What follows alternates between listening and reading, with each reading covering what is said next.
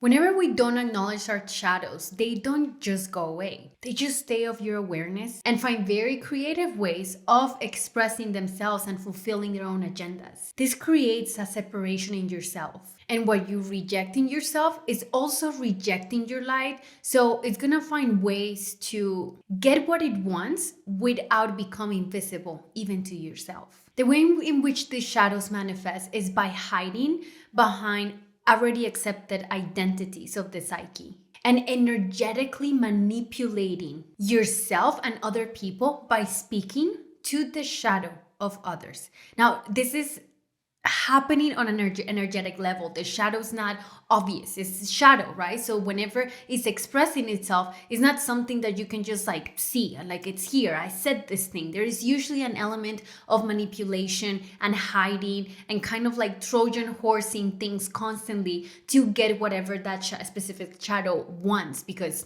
every shadow is going to want to stay alive by continue feeding the energy that it was created from. If you don't acknowledge your shadows, you run the risk of sabotaging the gifts that life wants to give you. And if you don't acknowledge them, you simply let the shadow run wild and fulfill the agenda of the wound that is feeding, instead of surrendering to the wisdom and the flow of life.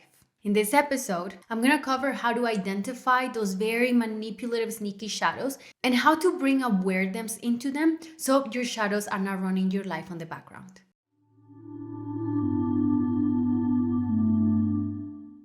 My name is Silvana. I am a course creator and the founder of the Venusian Academy, a space for the exploration of the divine feminine arts and Shakta Tantra. If you'd like to join the Academy, please check the description box below for links. The feminine shadow comes from the Death Mother archetype, which means that it has a graspy, feely, tentacle-like movement in ourselves and also in other people. It's not a direct energy, yet it grabs onto its host from a place that it least expected. The only way to transform any shadow is by illuminating light into them, the light of awareness, which means that the first step is for us to become aware of our shadows. This is very difficult to do because of the nature of the word shadow. It's hidden. It's something that I don't want to look at. Even if we think that we do and we're like, all right, shadows, come to surface. I want to see you. It's a protection mechanism of the mind. And because of this, the shadow uses your own psychic structure to hide itself in acceptable identities, and it reveals its own agenda in a way that is acceptable to the whole, because it is hiding behind these identities that are already acceptable in the psyche. This is the way in which that shadow stays alive. And the root of any shadow is a wound. Because a wound is the one thing that we don't want to look at, because a wound hurts. So whatever emotions hurt, whatever's there that we don't want to look at, we tend to reject that, and that starts forming the shadow elements that try to create a reality that is going to keep this wound alive. That's why this is so sneaky. And whenever we're talking about feminine shadow, we have to always think like feminine shadow is connected to this Death Mother archetype, the devouring nature, right? And this is such a powerful psychic program that it's not advisable to just like go head on into like, okay, let me find this thing. The best ways and the easier ways that I found to really explore the shadow is by looking at your surroundings. You're never going to be in a reality where you're a complete foreign object to everything around you. There's always going to be an element of resonance between you, your environment, and the people that are around you. So our environment is always going to have very valuable information about the things that we don't want to see about ourselves. A good question to begin the exploration process is to ask ourselves, what are the things about the people around me that I judge as wrong, low vibrational, disempowered, undesirable, evil, dark, or unacceptable? And then ask yourself, what parts of me are a vibrational match to that? This doesn't mean like what parts of me are just like that. This means, what is the vibrational match? A vibrational match is something that you feel. So if something that I'm judging in the other feels a particular way, what is the equivalent of that in myself? Remember that the shadow remains hidden and it drains energy through interaction with another shadow, either in yourself or in other people. So you can also ask yourself, what part of me is feeding off of this energy? What identity gets nourished by the existence of this shadow? And begin exploring what comes up with these questions. This isn't like a one thing that you do, like one exercise and then I'm done. This is almost like a really good habit to build, because if you're constantly asking yourself those questions whenever you encounter a strong trigger from the outside, from something that you perceive in other people or in your environment, then you always have material for inner exploration. The whole point of shadow work is not to like kill the shadow and be light. It's about finding wholeness, integrating the unacknowledged parts of the self and bringing them into awareness. It's about growing into ourselves, all parts, the good and the bad, the ones that are easy to live with and the ones that are difficult to live with. If you find that you have like really hard walls where you're like, no, like there's nothing in me that is a vibrational match to that energy, and you're just like a hard no, then you might actually need some professional help, or someone that you trust that's outside of your immediate circle that is going to help you by asking you the right questions so you can begin identifying what is that hidden spot, that blind spot that you're not able to see. But if you start feeling those parts that are hidden as you're asking the questions, you already did most of the work. Because the depth of shadow work is not a mental process, it's an emotional process. The mind kind of helps package the emotions. It tells us what the emotion is. It labels the things. But at the end, if you're asking the question and you're like feeling the sensation, instead of going back into the mind and trying to find like where the name of the sensation and the root, where it came from, what wound is attached to. I mean, you can do all of that, but the most effective way to just enter into wholeness is to simply allow yourself to feel whatever it is that you're feeling, even if your mind doesn't understand it, because the shadow is protecting those feelings and those emotions that were rejected. So if the shadow is already revealing the emotion that is protecting, you don't need to continue interacting with it and trying to dissect it and see what part of the psyche this was forming. You have the gold, which is the emotion. So if you can tap into the emotion, it's all a matter of becoming spacious enough inside of ourselves to feel that thing, so that emotion can purify itself through the heart. Whenever we feel an emotion and we don't judge it, we're not trying to change it, but just allow it to be and feel it and open into the sensation of it, that emotion is purified, it's alchemized. It no longer needs to develop all these shadow aspects in the psyche to hide itself, because it has been brought to the awareness.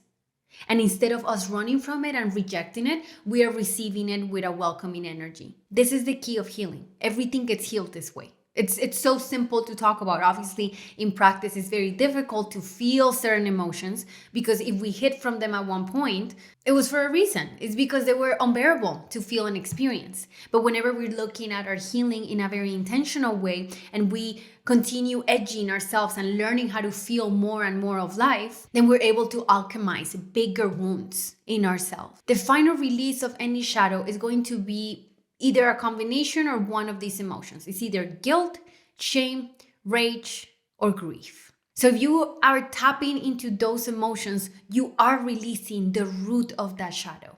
And what tends to happen is that whenever people get to that point, it feels safer to try to analyze the feeling instead of just feeling it. But if you're able to stay with the feeling without trying to analyze it or pulling yourself back to the mind, then you're actually healing and transmuting the wound that gave origin to that shadow to begin with.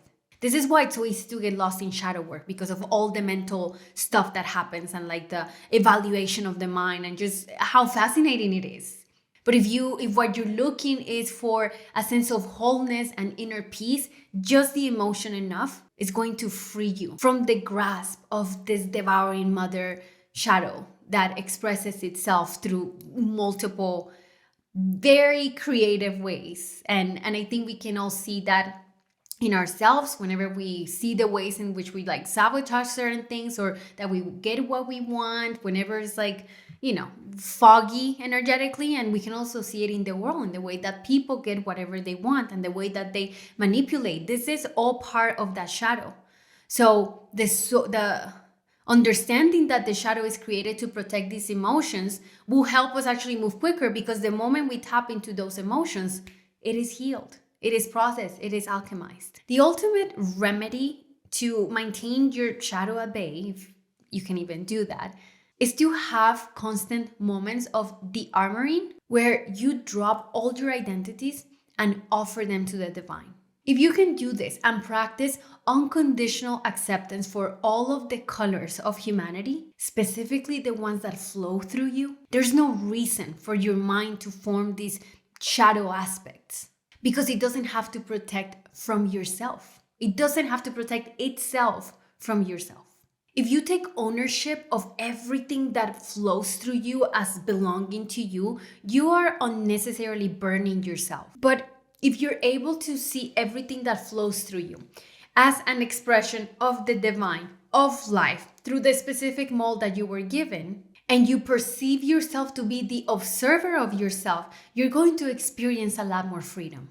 I do want to offer a warning with this, and is do not use this to like this exercise and this wisdom for other people. This is for you. Don't weaponize it to like dig apart and figure out what somebody thinks is. Like, our only responsibility is with ourselves. We are the only ones that can actually do shadow work. We are the only ones that are responsible for our own healing and for the development of our mind and our soul. This also doesn't mean that, oh, everything's just flowing through me, so whatever happens, happens. No, we take responsibility for what our soul is doing by picking up after it. We're not telling it, don't do your thing. We're saying, yes, do your thing. And then we are being responsible by organizing and repairing and picking up things after. But we don't burden ourselves unnecessarily by like either trying to control the expression of life, the pulse of life that flows through you, or by saying like, I am doing all of these things, good and bad, like taking ownership of it. It's almost like if you can create enough space between yourself, with you, for your emotions and for your patterns and for your own divinity, you will experience freedom. And this also works if you want to be free of the impact of receiving criticism from other people.